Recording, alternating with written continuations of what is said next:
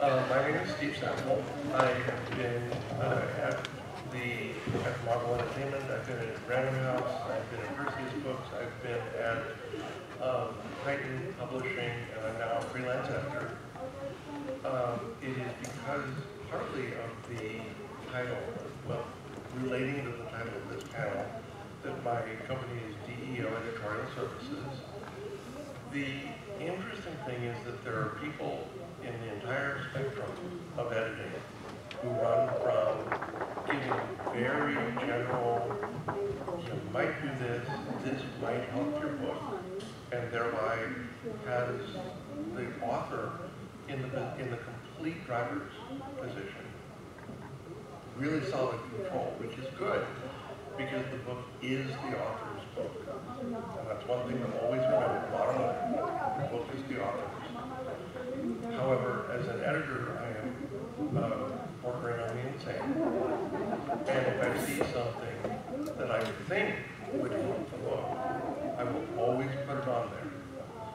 And so I put a lot of blood on the page. And I had an editor who gave me a title based on that. And she then worked with me for 5 more books and loved it, I think. I am the market editorial board. And then it's DEO Editorial Services. But I don't hesitate to put blood on the page. I believe in making every recommendation to the author that might help them. So that's sort of the foundation of here. I'm going to try to shut up largely from now because these guys are all professionals, no matter what they say. And I want them to sort of express the pros and cons of the different approaches. So I guess the first thing I would ask is, what do you guys think about the page? And we'll start at the end there, and you will introduce yourself, give some ideas of what you do, and then you can tackle what I actually do. Hi, my name is Shvartsman. I am an author of several novels and over 120 short stories, including the books here. I am a professional translator from Russian, and as an editor, I have edited over 15 anthologies, and for 5 years, I edited Future Science Fiction Digest, which was a magazine focused on fiction from outside of the hemisphere. As far as Blood on the Page goes, I am a proud alum of Viable Paradise, where they've taught us that blood should always stay within its original container. And so I try not to bleed on the page too much. Having said that, most stories, and this is what I've learned from editing anthologies and inviting New York Times bestseller and award-winning authors to participate in these anthologies, even people at the iconic levels of being guests of honor at a convention like this need a good editor. And nobody should, every single writer needs an editor, no matter how experienced. They always need that second pair of eyes. And that is what we do as developmental editors, whether it's for novels or for short fiction. Hello, my name is Trisha J. Wooldridge. I also write child-friendly under TJ Wooldridge. Most of my editing comments are not child-friendly. I am a pan-genre, pan-media chaos board witch, which means I write and edit poetry, short fiction, big, giant, sprawling novels of multi-books, nonfiction, and so on. I've been a freelance editor for almost some of the years. And I'm working more towards doing more of my writing, but I have clients who keep coming back, and then I give them really big price tags, and then they say yes. So I'm slowly escaping editing, but if there's a big enough price tag. Hi, I'm Robyn. I edited 2 magazines, over 6 years, and the last of which was Galaxy's Edge magazine. And we're transitioning now into an anthology series, which actually the submissions portal went live this morning, and let's just say my phone is pinging, so I promise it's on mute. I also edit our novels, so I'm a developmental editor for our novel line. I can't edit all of our novels, otherwise I would not sleep, but I'm the main editor for a publishing company. And I am the type of person that will make a manuscript bleed if it needs. I will also put in the little band-aids and little, you can do it, oh my gosh, I love this bit, Yes. you know, so that the next bit where I throw a little dagger in and said, rip these words out, it's what you can see that it's not like we're just trying to rip apart your book, we're actually trying to make it better. So we might create some wounds, but it's because when they heal, it'll be a better book at the end. So yeah, I am definitely a line editing developmental editor, so I will put you through your paces if needed. My heart rate is at like 200 because I just realized I'm the only one on this panel who is not an editor, and I think Cisco poked me on this panel as a hint, which is kind of concerning. She does have red ink in this. I'm going to strike the line I was going to introduce with I am an editor's nightmare as a writer, so I'm definitely not. I'm great, it's great. My name is Bryce O'Connor. I'm best known as the CEO of the production company Wraithmark Creative, where we do a lot of deluxe editions of various books as well as some of our own content. So I work closely with in-house and freelance editors. I am also an independent author. I'm best known for the Stormweaver series, and I am actually an editor's nightmare, so this is going to be very interesting. I know I shouldn't be. I really do need help. I'm just an idiot. What away. Actually, okay, then I'm going to use that as the next thread. How are you an editor's nightmare? Because I don't listen when I should. So the editor that I've been working with is absolutely wonderful, and she has an enormous amount of great ideas that when I get feedback on for reviews and the like, half of the feedback is like, you should have done this. And then I go back to my editor's feedback, it's like, you should have done this. But I am a problem child in the sense that I take to heart very much what I want my story to sound like, and I have a very hard time taking feedback, which I think is often to my detriment, which I think is something that a lot of new writers should hear. I do take feedback, I just take 10% of it. Okay. Whereas as an editor, I've always thought that if I can get someone to take 60 to 75%, I've considered myself to have done a pretty decent job. Yeah. But based on that, I'd like to start at the end again. And how do you feel, well, first of all, what is the form of the blood you put on the page? And how do you feel about various responses you have had to that, up to and including what Bryce does to give us, to give us various, mental complications?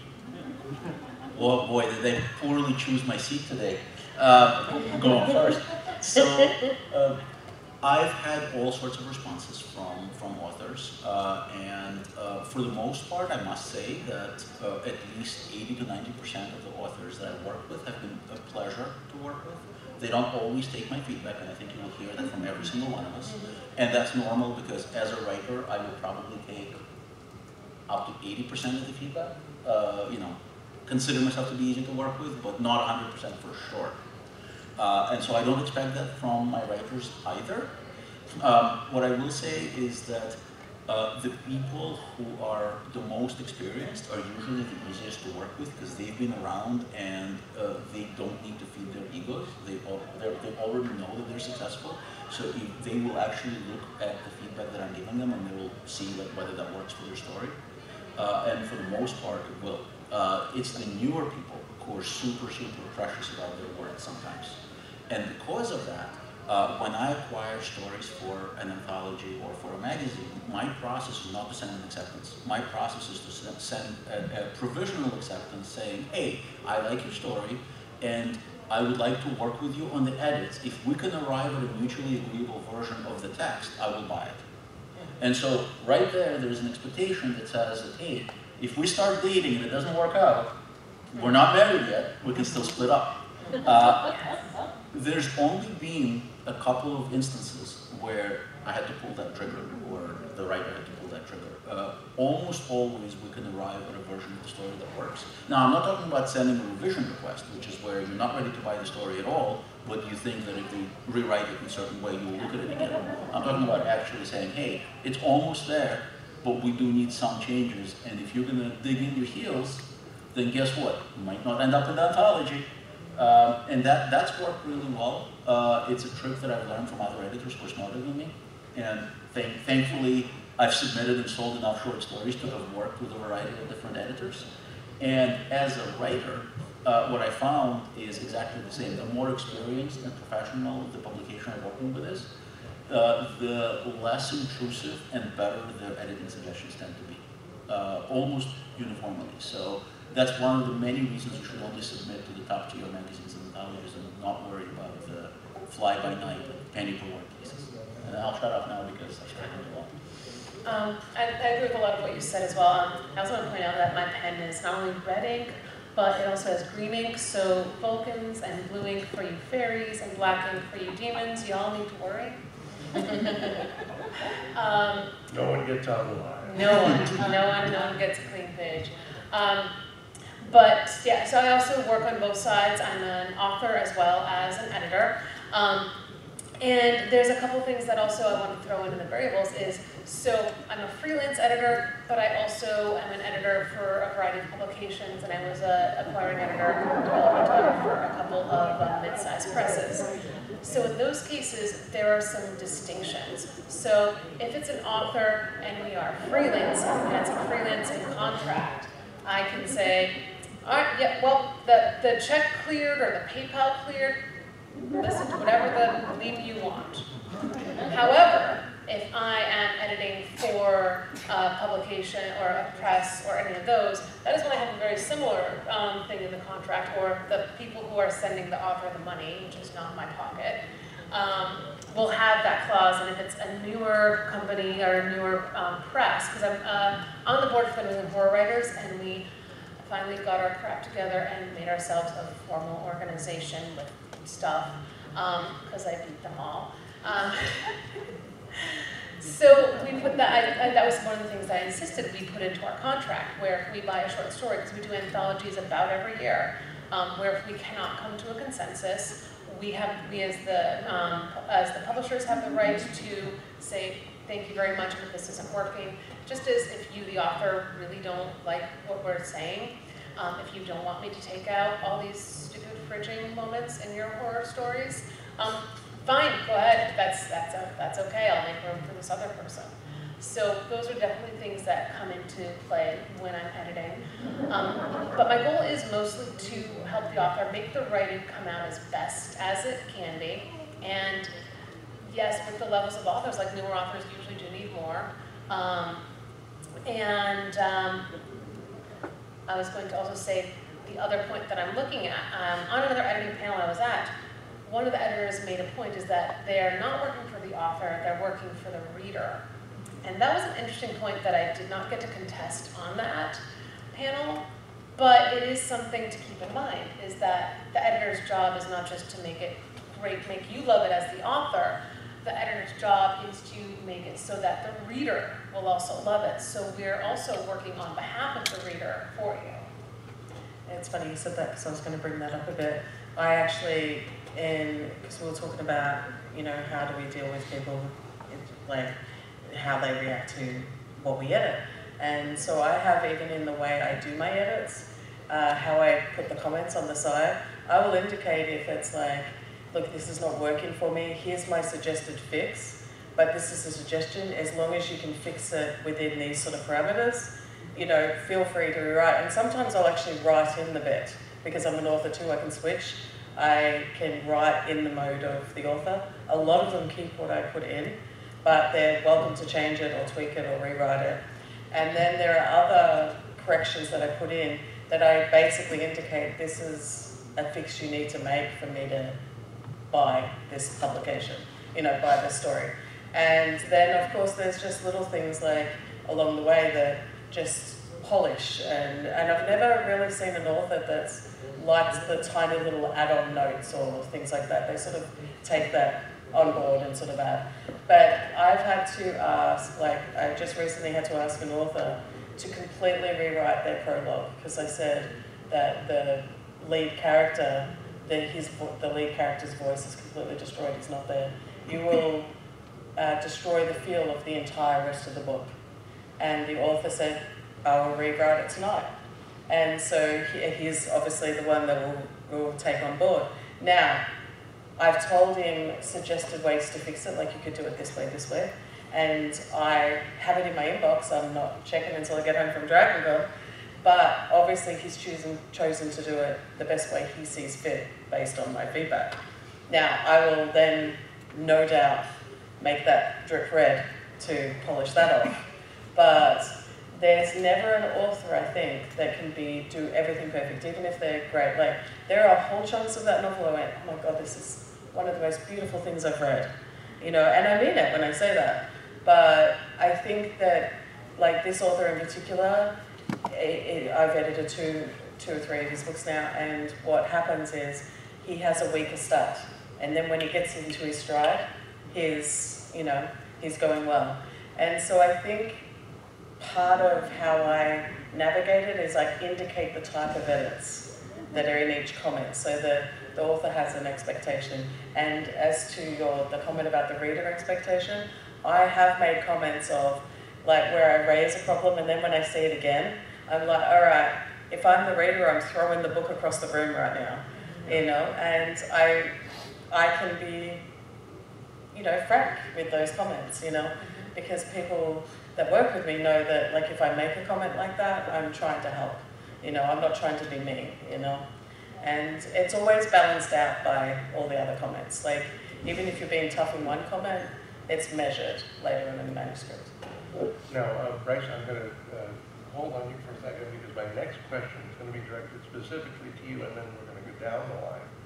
Because one thing I found over the years is there are writers who you say, oh my God, this whole section really desperately needs something to indicate the motivation of this character, what they feel about this.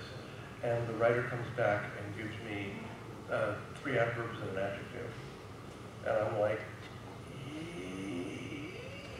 yeah. And so there are times when I will actually write an entire paragraph, a sentence, a paragraph, even multiples. I am in my head trying to be in that author's head, that author's voice. But, and more like what you were saying, I think, Lezli, I am saying, if you like what I wrote here, Merry Christmas. Yeah. Yes. If you do not like what I wrote here, read it and figure out what it did to Exactly. help this story, to make your character believable, your scenario believable, whatever. That is obnoxious as all hell. And because I will disagree in a way that I'm doing it for the reader, I'm doing it for the writer because I'm To bring the out reader. their best. And so I'm basically saying, so that I, the reader, don't throw this damn thing across the room, you need something like this here. Now, first of all, Bryce, if you had an editor who did something that much, but knew that they were doing it for you, whose body would be floating in the river? So, you kid, but I have both had the incredible fortune and misfortune of having never experienced that, and I don't mean that actually in a good way. So you had mentioned switch to voice, and you kind of followed up on that. That is something that I think I have unfortunately never experienced, which is why I have fired a couple of editors. This is early in my career, very small freelance editors that were just like me, they were baby editors, and I don't think that they've developed that ability, and I don't think that I developed the ability to, or the patience to either understand what they were trying to do and kind of work with them. But so several editors' bodies have floated in the river. And actually, this is really interesting. I was joking, but I am really glad I'm on this panel because this is kind of making me realize that the that the edits that I've received so far, I have possibly trained my editor to know what I will not freak out about, because I don't really get those rewrites. And maybe it's just because I'm such a good writer. But no, I think it's because I have actually trained my editor to not give me that kind of rewrite and that kind of feedback. And this is really interesting now, because I'm wondering if I shouldn't press a little bit. Yeah, I'm wondering if you were actually shortchanging yourself. Yes, yeah. That's what I was thinking, because it's super interesting when you were like Merry Christmas as well, because one of the things that when new authors come to me and they're like, hey, what do I, like, how do I publish, how do I do all this stuff? And I'm like, okay, send me your first page. And then what I tell them is, I am not going to write this how I think you should write this. I'm going to write this how I write this. And just, this is how I would write this book. You need to be aware of that. And then take everything that you like, use it, and throw everything else out the window. And I am realizing that I don't have that skill that you guys have. I don't have that ability to kind of look at a piece of art and kind of match the brush strokes. And that is potentially to my loss, which is something I'm only realizing right now. So I'm still going to kill Siska because I feel like I'm going to eat him alive in here, but this has been fun so far. Oh, we intend to leave you alive. The question is that good? What do you mean, leave me alive? It depends how deeply those 1,000 paper cuts go, and which arteries and veins. Lower and lower. Did I mention that most of my work's been in horror? We're going to go this direction now. So Okay. What do you, I mean, you were nodding, so it appears that you are perfectly willing to be as bloody merciless as I am. Yes. So I've told one author that their character, they were aiming for a character like this, the intention of the character was this. And they really missed the mark. They oversold the character. And so I had to get the author to rewrite the character and all their interactions for the first half of the book. They did it. And in the reviews, the character is mentioned as the favorite of the book. And there has been a character that was in a book that came out last year that wasn't quite a character, but I spotted would be like a fan favorite character. And so this actually happens a lot in things where I will say to authors, you have set something up perfectly and never follow through. And this one was set up perfectly, and I realized this would be a unique character in the book, and of course it's the work that I wanted to be my favorite. So an editor can spotlight this, but the thing is, the work was already there. I've edited Alex before, and he is a very clean writer, probably because he works on both sides. There's like... Can he be cloned? And there's like a story that I worked on his, and again, where I see that there was like this one line that was missing that I wrote in. I said, feel free to ditch it if you want, but I just saw this one cute line, the little child picking out, it's the line. And I just added it in, again, because I've got the writer side too, and I put the one line in, and he goes, oh yeah, that's like the little... But again, I didn't have to, his manuscript did not bleed red. Yeah, but it was still something isn't it that I... when you get a writer who like leaves you a note that says, ooh, I like that. Yeah, exactly. And so, I often do that, and I think it's, I don't know whether it's editor instinct, because obviously there is an editor instinct there, but also the writer instinct that talk with play. I immerse myself in the work that I edit. So I'm in the trenches with the author because I want their creation to be the best that they can put out there, and I'm just as invested. And so sometimes I get feedback, and the feedback is an explanation of why they did it that way, like a child being told, oh no, I did it this way because of this. This is what I was aiming for, and this is what I was like, and I was trying to do this, and I said, yes, but this is how I read it. And so we can meet in the middle somewhere there. But for the most part, like as Alex said, I get really good reception. Sometimes you don't, even what I thought, like say I might have done an edit and said, I think you're aiming for this. And if so, this is what you're going for. And I got it wrong, but it's because they didn't make it clear. And so then when they explain back, oh no, I was aiming for this, well then I go, okay, this is how you should fix it then. Because that did not come across to me at all. And so then it's a collaboration, you know? Yeah. Although it's a collaboration where ideally we are invisible. Yes, yes. Trisha. I say all of the same things Lezli said.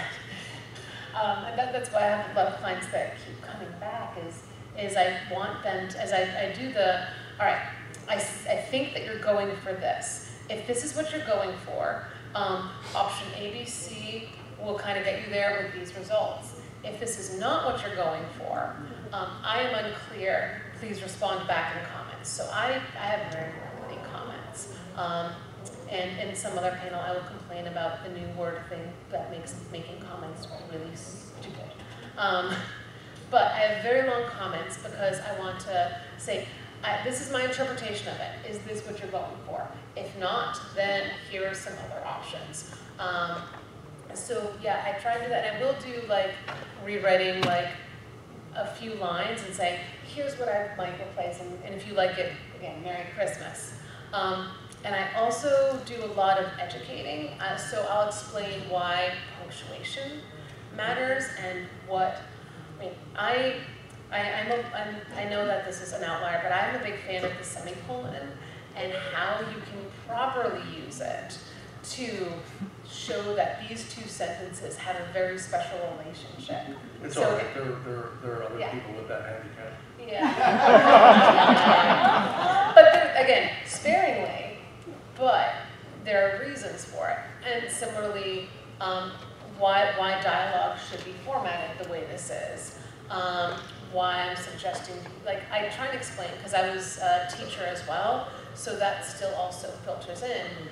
And also, if they learn, next time that we do edits, it'll be super easy. Well, not super, it'll be easier, we hope, and then possibly cost less.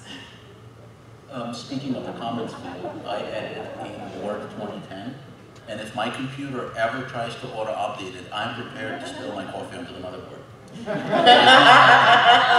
But then you can't buy a new computer without the updates.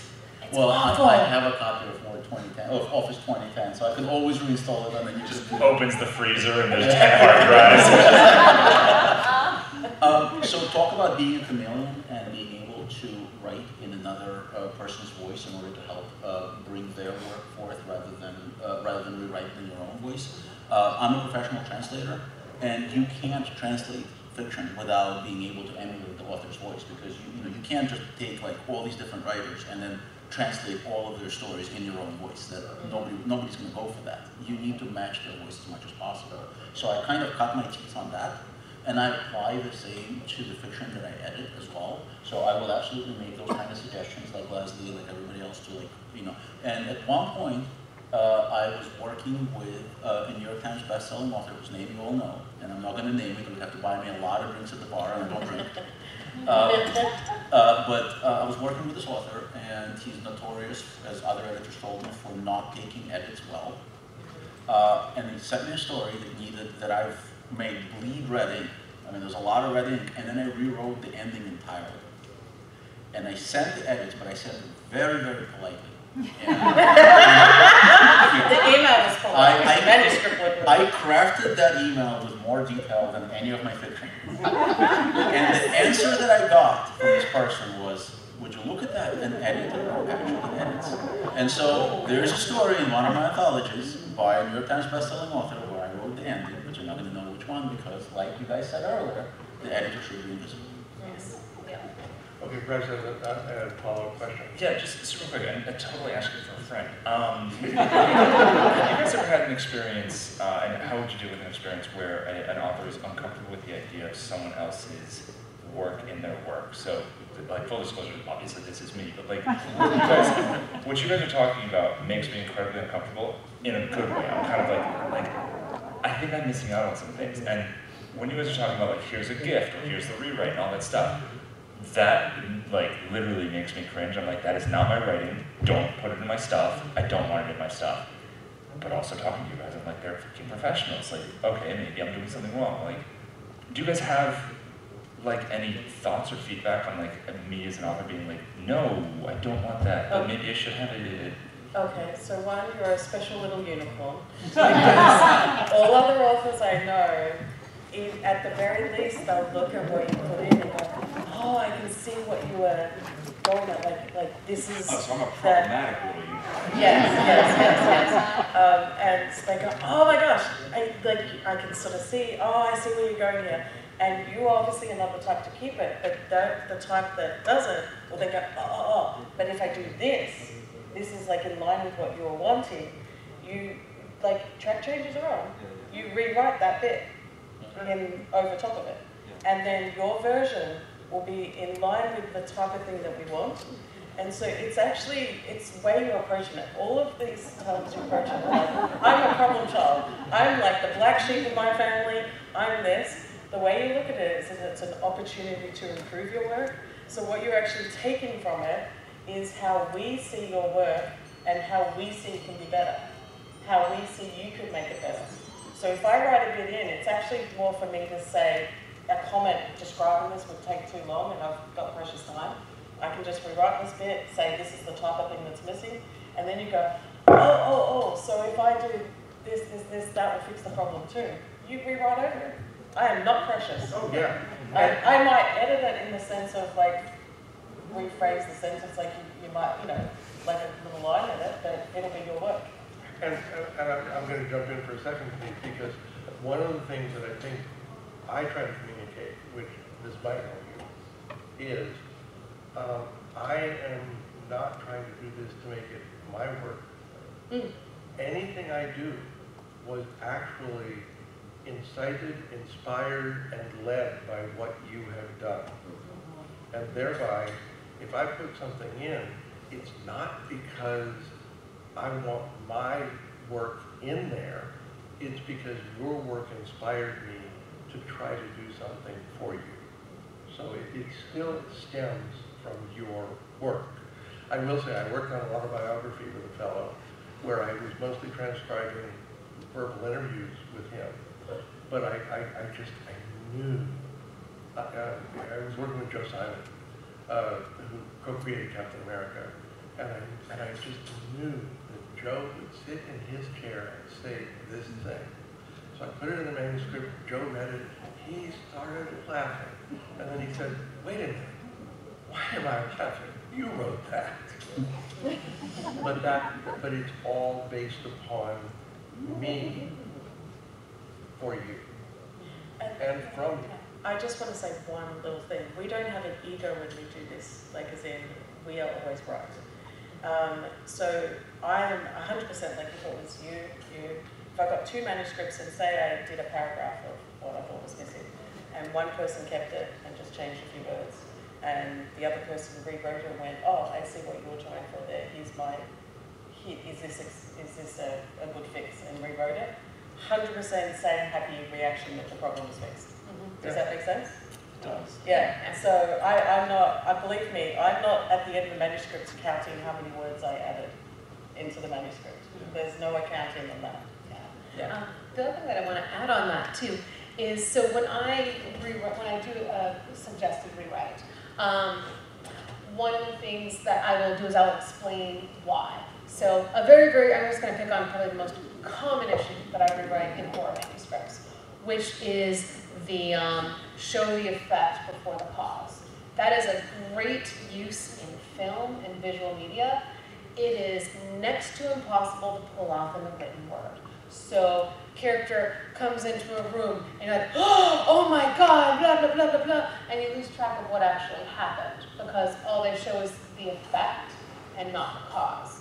So what I'll do is I'll rewrite that and I'll explain, so as a reader, because the way our mind is trained, we are looking at this character and we have lost track of the cause because that's how our brain is working.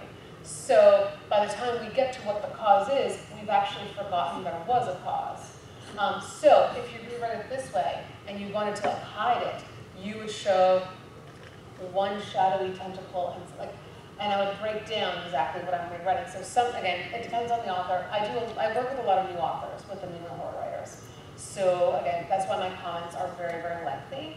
And I'll go sentence by sentence and be like, all right, so if you start with this, this sentence shows this and creates this effect in the brain. And then this. So I'll actually explain why I'm doing a rewrite. I won't do that for like if it's the first time that I'm doing a rewrite in the manuscript. And then if I have to do them in other places, I'll be like, check out my notes and how I explained the prior one. Keep that in mind. Here's a suggestion. So things like that is what I will do to try and explain to an author where I'm coming from and why I'm making those suggestions. So let me make you feel better, primarily so you don't murder Cisco. You're not too alone. late. It's It's planned. Yeah, it's done actually. You can call the assassin off still. You're not alone. I have a really good friend who's a talented writer and probably one of my, actually not probably, but definitely one of my most valuable beta readers, whose work I also beta read. And I know for a fact that he will never, if I rewrite a sentence, he will never use it, not because it's bad, but because he feels like he's taking somebody else's work and putting it into his text. And so because I know this about him already, it's not the first time that I've beta read his stuff, I never rewrite his stuff. I just make a note saying what change he needs to make, and I let him do the rewrite. So that way, he's still benefiting from my suggestions, but he doesn't feel bad about it. That's how my editor works Yeah, with so me. that's perfectly fine. So I thought I had trained my editor, but actually my editor has basically just like, oh, this guy. Okay, all right. Oh yeah, we do train, we do edit differently based on authors. We will use the same set of skills and we will still apply our skills equally to each work, but you do get each editor has their own voice as well as their manuscript, and it's a relationship in a way that you form, so you want to have the best relationship. So obviously when you form friendships, anything like that, there's always an element of compromise, there's always an element of learning what works, to make a better end result, which is a book in this case. What Lezli is saying is we possess a certain set of skills. Don't you even think about killing Saffel? I was going to say, I've never been able to be a spectator while on the panel. This is great. And by the way, we've all met Cisco. Don't try it. We prefer you alive. Yes, we're saying this for your own good. Oh no, I'm only saying this because she's not here. If she was here, I'd be like, oh yeah. The other function with this is we also change letters. So I've been editing for some sense of time, and You started when you were 12. totally, I started when I was 12. It's been 4 years. Yes. I'm a special unicorn. And I've had authors teach me as well. So when I was working earlier, some of my authors, I could be kind of snarky with them. And they would have the character do something stupid. There would be a plot by stupidity point. And I would just put in the comment, really? And then I had a newer author that I was working with, and she sent me back a note saying, I appreciate what you're doing, but when you say really, it makes me not want to do what you're asking me to do. So can you not be a snarky with me? And so, okay, communication received. And so I adjusted the way that I talked to her. I was much more specific, and it was gentler. I still said the same things, but I knew that I could take the time and do that. And then she also ended up being someone who learned very quickly.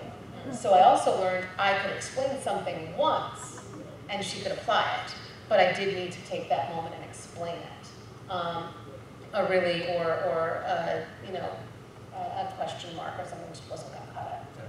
So, and perfect segue, because to take on a client, I'm always going to do a free Zoom call to chat with them, or phone call if they prefer. And it'll be X amount of time so they don't feel like we can talk until 3 in the morning.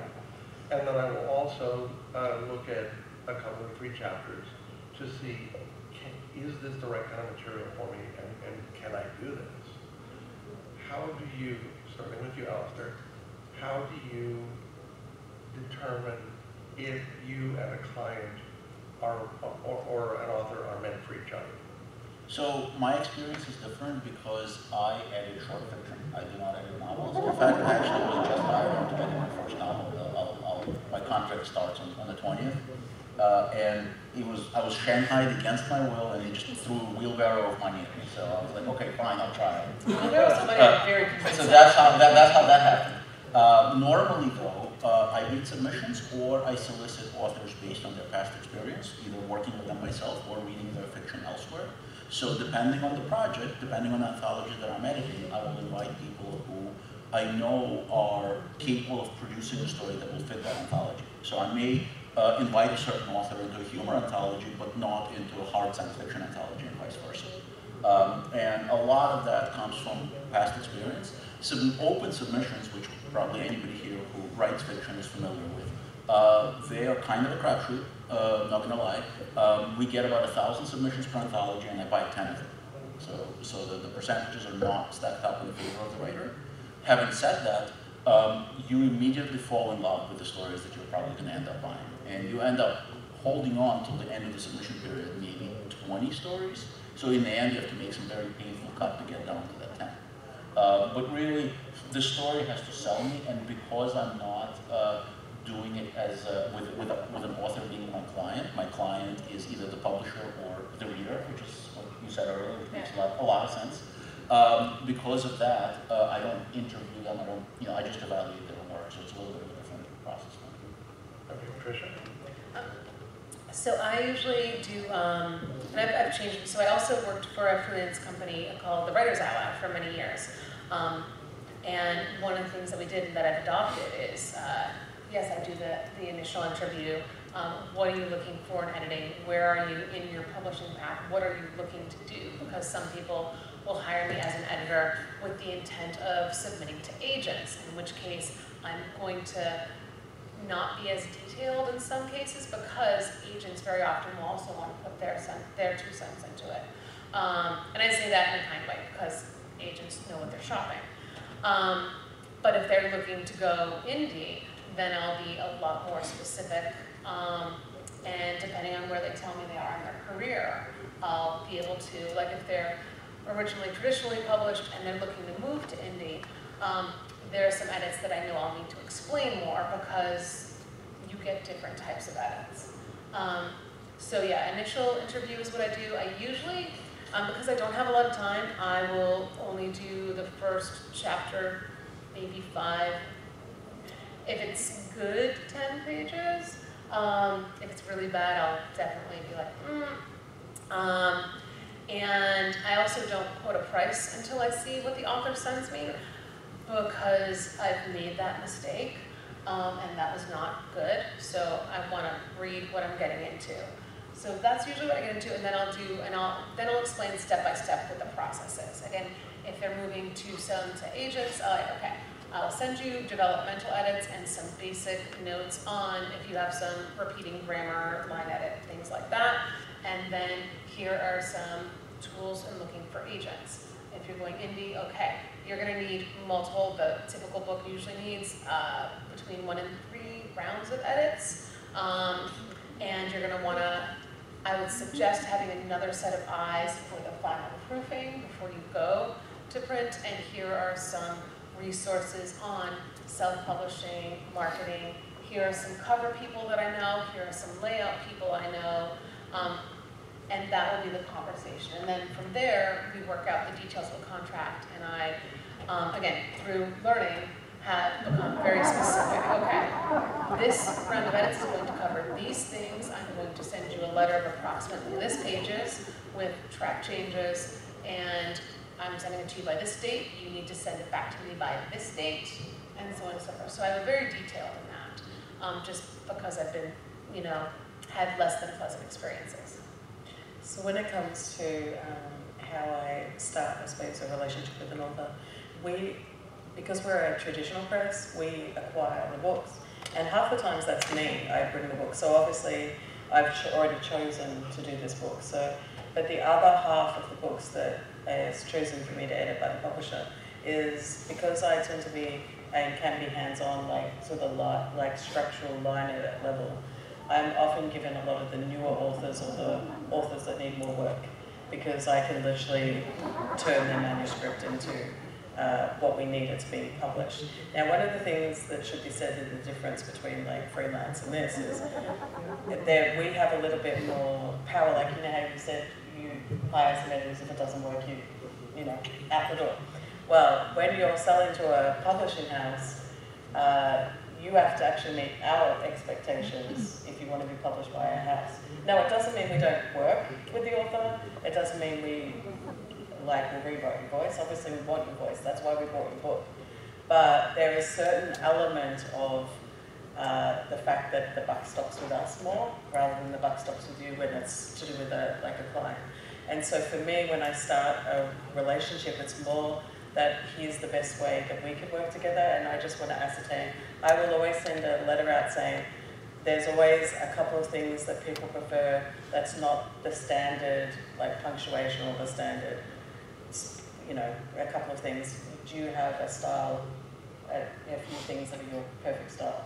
And authors usually love that straight away. They're like, okay, so straight away this editor is trying to be aware of what my preferences are in this.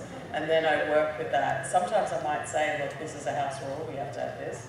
But then I start talking to the author and all of this. Now, when it comes to the end of the manuscript, I always write a letter, like an editorial report, that I send with the manuscript. And it's especially important for a first book, because again, you're creating that relationship in the whole process. Now, I jokingly called it, I said it the other day, I call it my trigger warning email or report, because I let authors know in that the overall things, which say great things, by the way, about the book, but also says, here's your weaker spots. So as you go through the novel, you'll see that I address this. And so that's why it's like a trigger warning letter, so that they're prepared.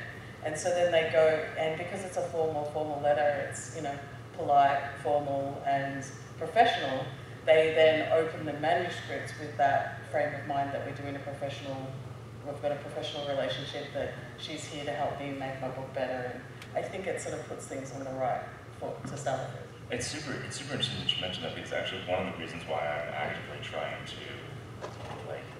re-experience this in a different light is because I'm very fortunate to have my print rights are currently in shopping with for print distribution while I maintain my ebook and audiobook rights, which is I'm so fortunate to be able to do that. But I was just having a conversation with Jonathan French and another new indie author yesterday.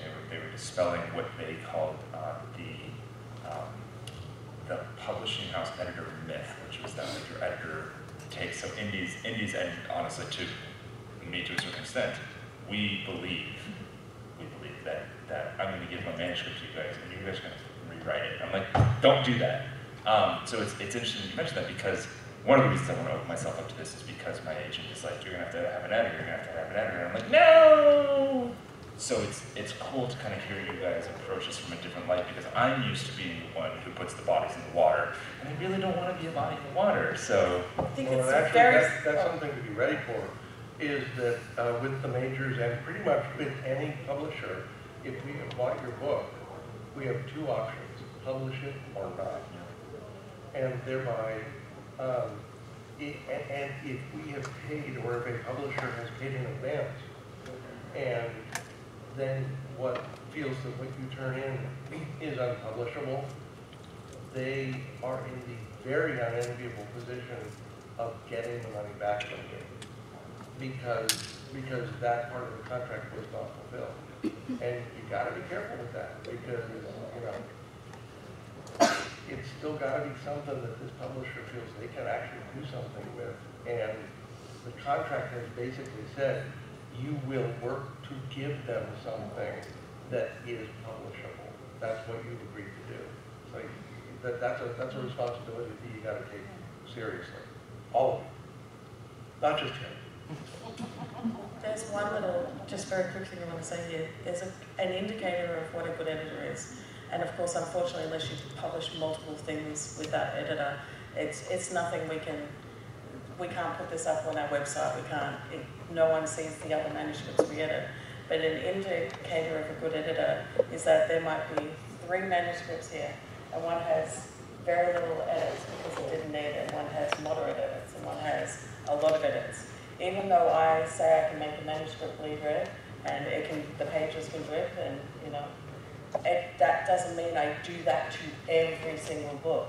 If the voice is there, if the character is there, if the plotting is there, then I can go several chapters and go, this is amazing, before I have to go right into the weeds again, and and so sometimes I feel like when you've made comments, you're like, an editor is going to do all of this, like all the time, and this is what it's going to feel like. Whereas sometimes it's just one section, like I said, one whole chapter has to be rewritten.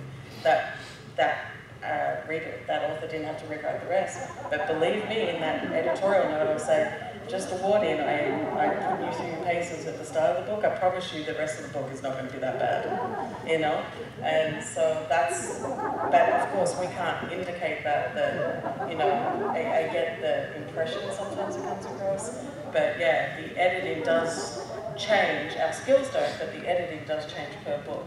And so it's not like we're just trying to do the same thing to every book, because that's what we do as an editor.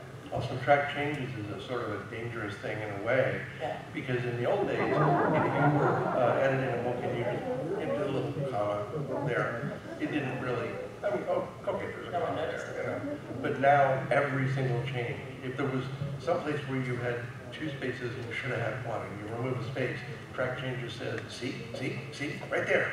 And it looks as if we have shredded something where we added a comma and took a couple spaces out. Or fixed curly quotes and straight quotes. Oh, Lord, yes. The number, and track changes is one thing that terrifies me, because I'm the world's worst speller. And I also write 300,000 books. So my editor will turn something in and she'll be like, there are 14,000 corrections. Most of them are commas and spelling, just so you know. And I'm like, okay. And I still cry, but it's fine. Okay, I'm going to take some questions because we've only got 10 minutes left. And so if you can make your question pretty brief and to the point, and we'll try to make the answers brief and to the point as well. Yes? As editors and authors, how do you guys feel about traditional publishing versus indie or self-publishing? As an editor? As editors. Yeah, we were people. So yeah, because we're trying to be like, Okay. yes.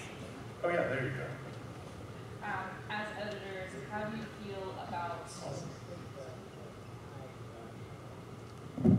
That'll help. No? Yeah. Okay.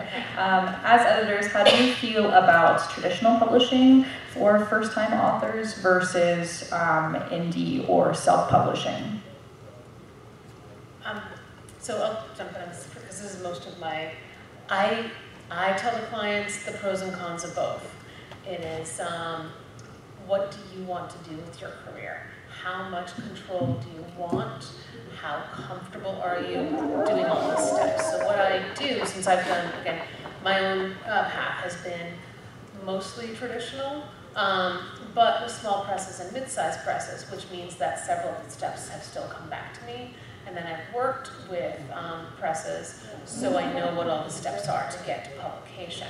My current client, I have now had to walk her to create an Amazon account and a draft digital account. So I got to learn those things. So I will break down to the author, okay, these are everything you need to do on those. So if you want to go traditional, here are what you need to know on that. You don't have to worry about paying. You shouldn't pay for anything up front if you're going traditional. If they call traditional and they ask you for any money, it's a scam, period, full stop.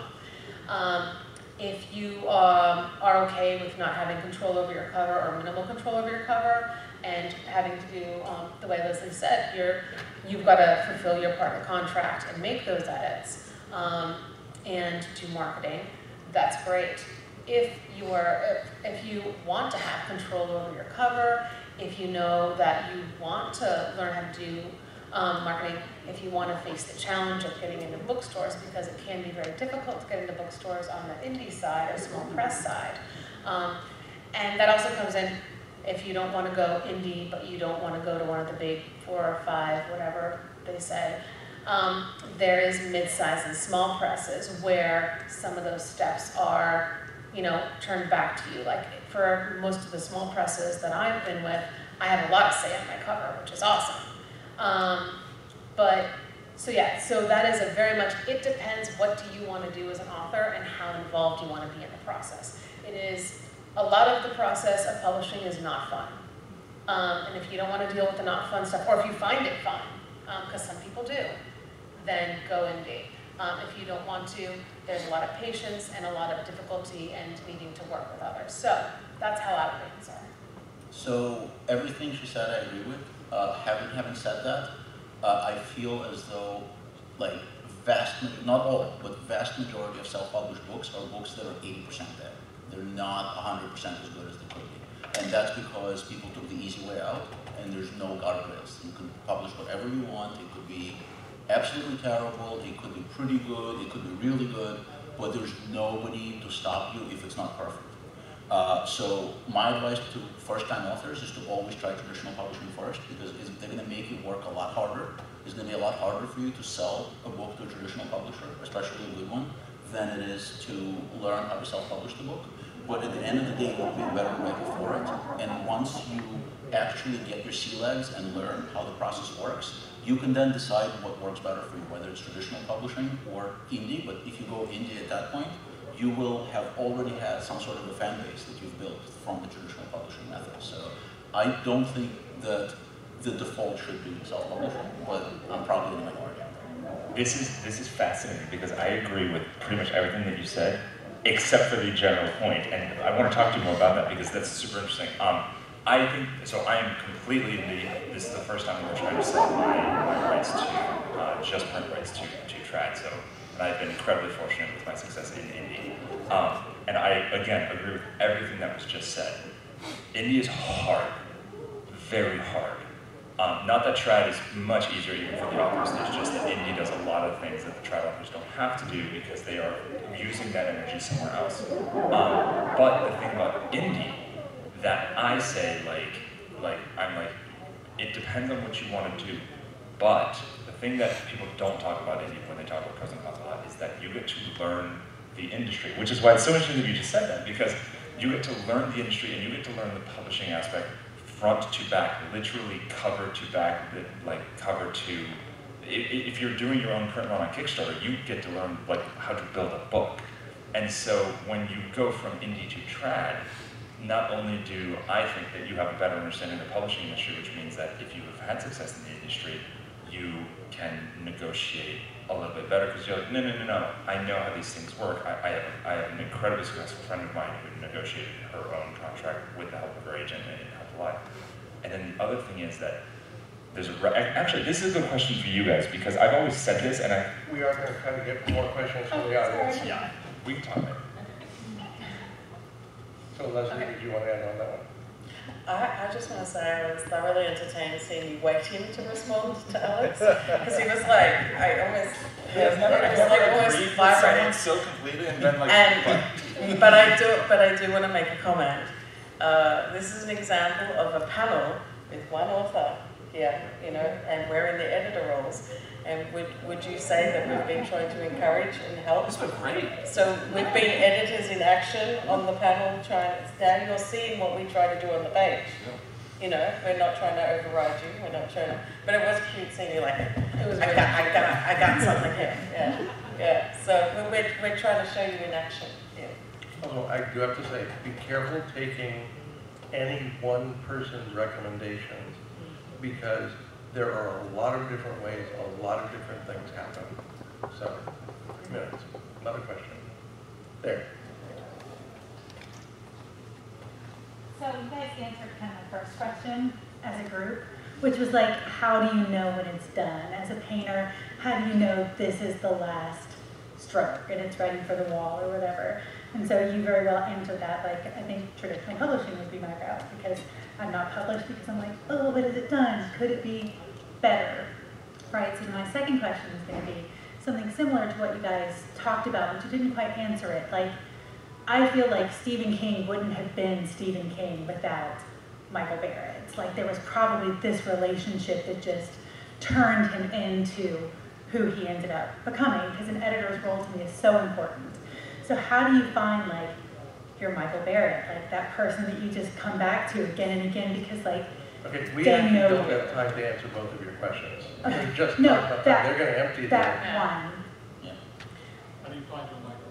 Yeah, how do you find, like, your editor that feels you, knows you, gets you to that 100%. If you sell your book to the top tier publisher, there's a really good chance that they're going to have a top tier editor working on it. It's not a guarantee, but it's a really good chance. And some of the authors that you might want to look at that are better examples of Stephen King, who might have made it on his own, are Tom Clancy and Terry Goodkind, because both of them have published books where they didn't listen to editors, and those books are just nightmares.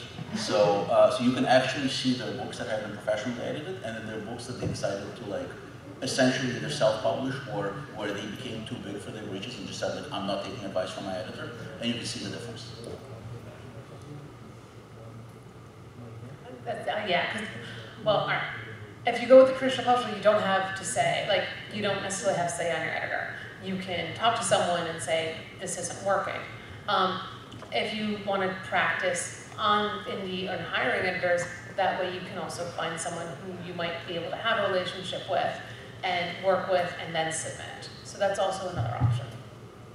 I found that when it comes to everything's sort of like a relationship, and so what you're talking about is a relationship between an editor and an author. I find that as long as both are putting as much work in to bring out the best work, that's when it happens. You know, and one editor might be a little different going about it than another, but as long as both are putting equal work in, then some magic will happen. So, but yes, with traditional press, you don't necessarily get to find or choose. You just hope you luck out. Yeah. I have other suggestions, but we're out of time, so we can talk about it after. Yeah, I think everybody here is going to be pretty willing to be hunted down at some point, as long as you don't do it at a time when they're like in a deep conversation with somebody else. So Do not slide your manuscript under the bathroom doors. we had a long discussion about what you get back.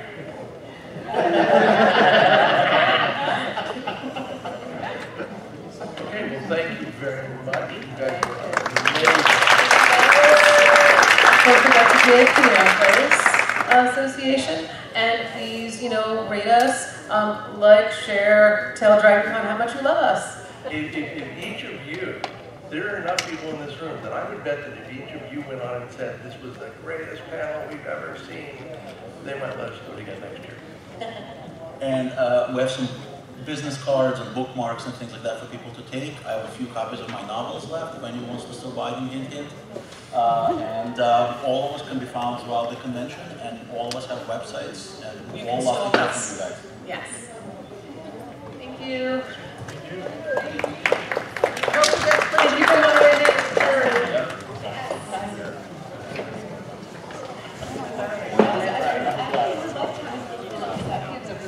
That was terrifying. When I went down, I was like, editor. I was like, oh no. Do you feel better after being surrounded by editors for an hour? Do you feel a little better? I just had a conversation with my friends yesterday about, like, I was like, the thing I'm terrified about is this, and they were like, that is not, like, an editor's job to get a good editor and do a decent writer, is they're going to massage it into you. They're not going to Nobody's going to rewrite you. I mean, that's like, it's your book. Our job is to just make your book the best possible your book can be. I think if we can all. Oh, please never take it. Yeah. I wouldn't say no, but because they're, you know. Well, good editor. Yes, no good editor. I mean, would you also suggest, like, what do you have to say when you're going to? Yes. Yes. Oh, yeah.